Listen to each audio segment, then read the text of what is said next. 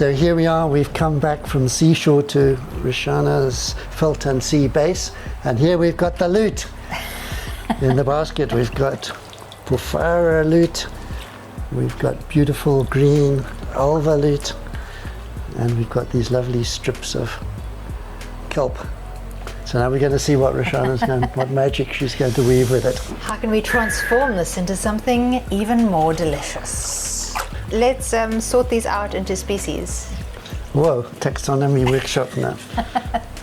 It's the best way of getting to know them for people who are still a little bit overwhelmed. So we are just briefly rinsing these seaweeds in fresh water to get rid of all the sand and all the little gastropods, all the tooth crackers. The tooth crackers, yeah.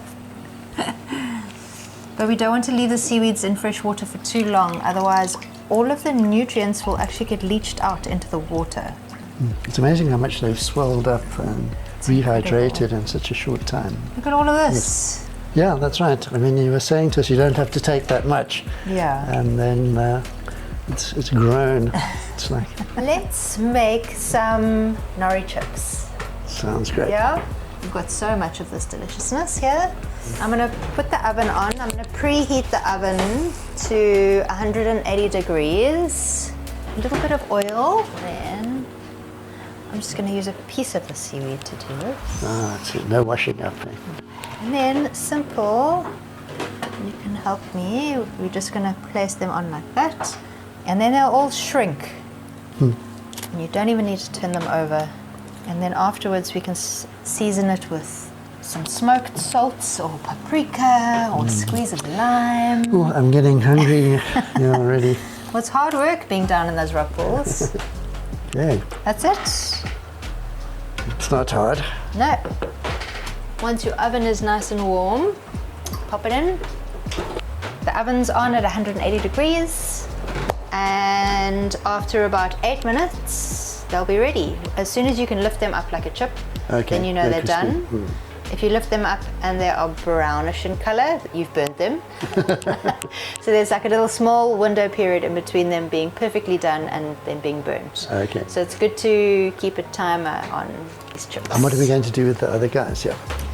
These ones, I think we'll put this beautiful emerald green sea lettuce into a hummus. So we'll make an ocean-inspired hummus. Okay. And these, I'm going to show you how we can cook these and use them as a noodle.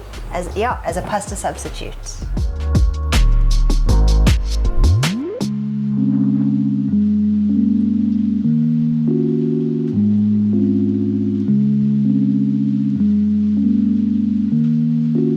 Let's give them a go. Let's try this out. Looking good. Delicious. Let's try it. So you just give it a dip and go for it. It's a tahini forward satay sauce. Listen to that. That's great. So crunchy and delicious. So unfortunately they don't stay super fresh for very long. Oh, you mean we've got to eat them all like that? Works for me. Look at that. And that flavour, it's just got an amazing flavour. I just love the sound when you bite into these.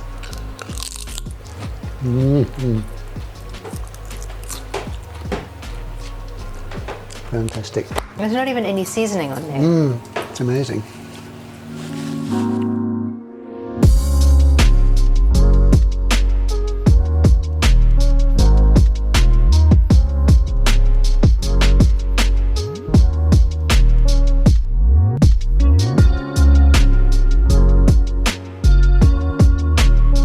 I don't want the spaghetti to be too coarse. I found I liked it when it was a little bit more of a delicate. Beautiful. Should we do some more like that?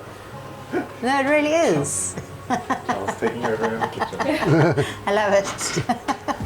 Yeah, because if there's nothing actually worse than a piece of undercooked kelp, and if it's too thick, then, you need to spend a long time cooking it. So this is really nice. And then you can have this as noodles. It's a great method. I'm gonna boil the kettle in the meantime. Just pouring in some boiling water to speed up the cooking process. You can pop it on. Just pouring a little bit of vinegar in here to help the tenderization process. And then all of these beautiful kelp noodles that have been so expertly chopped, we're going to pop in the hot water. But first, I want to show you what happens when you put kelp into hot water. Kelp So has this is a like the magic trick. The magic trick. Kelp has a lot of different pigments in it. So here we have the kelp. It has no holes in it. Nothing my magician's assistant. And one of the pigments in it is chlorophyll. And so when you put the seaweed in, all the other pigments kind of melt away, probably not the scientific term, leaving behind this glorious chlorophyll Oh color. my goodness, look at that. That's amazing, eh? Beautiful. And then slowly this color will also melt away, and it should change back to brown. And then shortly afterwards, when you can bite through and it's al dente, it's ready to eat. That really is a magic trick. It's a beautiful Sure, that's color, hey? amazing. It's all ready. And it's just going to turn green as I do this, eh? Oh, look at that. Look at that. It's beautiful. Just look at that. It goes from brown to green just like that in an instant. So what should happen now is that these will eventually turn brown, and shortly after that it should be ready. So because it's cut so fine, I'm estimating about 15 to 20 minutes. All right, and now we wait. You can already see that the color's starting to dull.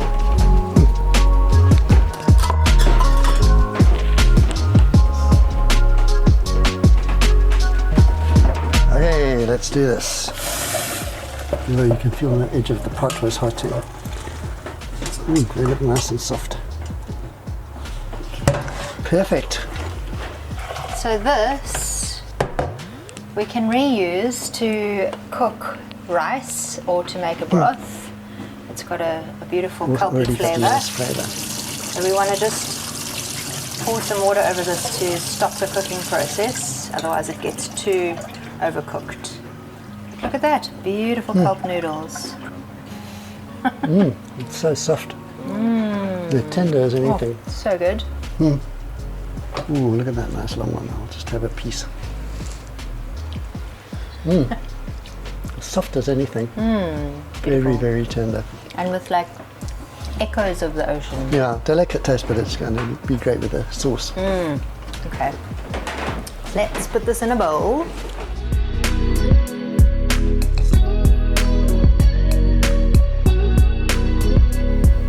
Just a little bit of olive oil, toss it in the oil. It's beautiful. It looks so gorgeous. So what are we going to do with this, or what could we do with it? Anything. The possibilities are endless. Just noodles. Yeah, you could have a cold noodle salad and add some sesame oil. You could add some hummus, and you can just add some fresh seasonal veg and eat it like that. You could turn it into a warm noodle salad and put some bechamel sauce, or even a beautiful tomato sauce and some nice grated cheese. My mouth is starting to crumble. water as I talk about it. Crumble some of this crispy nori on top. Yeah. And crunch. however you usually eat your pasta, you can just eat it like that. So you can make noodles out of this. You can cut it into tagliatelle slices. You can ruin your pasta machine by running it through there, or you can also slice it up into lasagna sheets. The cooking time is going to be a little bit longer, so maybe about 30 minutes to 40 minutes. But yeah, then you can use it as a beautiful kelp lasagna. Sure. Yeah, we've actually served kelp noodles to people and not told them, and they've eaten the meal and they not known that that wasn't normal green lasagna, you know, spinach lasagna noodles. That's what I do as well. It's the kelp lasagna, and then you feed them and let them go, ooh, ah, amazing. And then afterwards, tell them The seaweed. And maybe we can start on the hummus. So, chickpeas, a squeeze of lemon. Gonna peel some garlic and put in some tahini.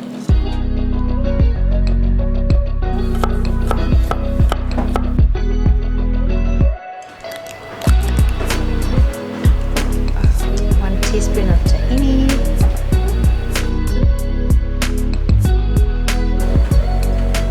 Half a cup of olive oil.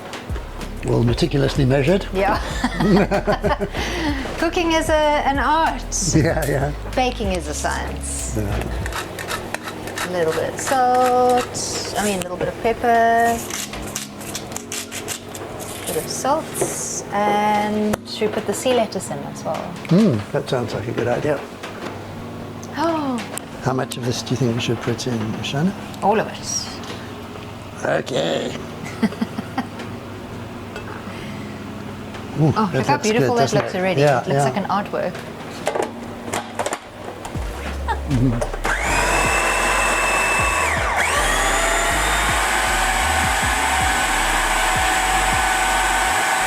Cumin. Again, expert measuring.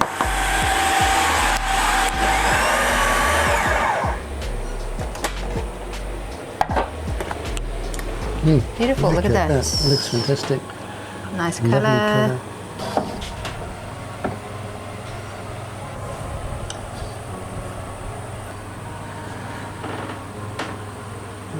Lovely. That looks fantastic. Wow. And there we go. Ta-da! There we go. Beautiful. So we've got the nori chips and our kelp noodles and this beautiful ocean hummus. Fantastic. Let's Let's eat eat it. it. It looks good. Eat it. All of them together.